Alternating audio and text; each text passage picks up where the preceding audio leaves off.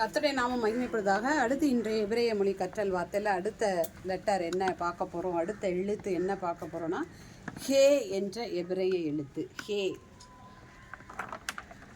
ஹே ஹே என்ற எபிரேய எழுத்தை எப்படி எழுத போகிறோம் அப்படின்னா இப்படி போட்டு இப்படி போகிறோம். இதுதான் ஹே என்ற எபிரேய எழுத்து. இந்த ஹே என்ற எபிரேய எழுத்தில் நம்பர் வந்து என்னென்னு பார்த்தீங்கன்னா 5. இந்த 5 கிருபையை குறிக்கும்.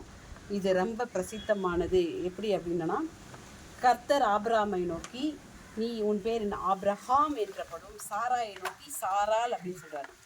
இந்த ஆபிரகாமுக்கு இந்த ஹே என்ற ஒரு எழுத்து சேரும் பொழுது தான் ஆப்ராம்ன்றவர் ஆபிரகாமா மாறுறாரு, சாராய் சாராளாக மாறுறா. அந்த ஹே பெரிய கிருபை. இந்த ஹேனா கிருபைன்னு அர்த்தம், 5வது எழுத்து. அப்போ இந்த ஹே என்ற எழுத்து அவர்களுக்குள்ள சேர்க்கப்பட்டதான் இருவரும் மறுரூபம் அடைந்து வாக்குத்தத்தத்தின் பிள்ளையாக ஈசாக்கை பெற்றெடுத்தார்.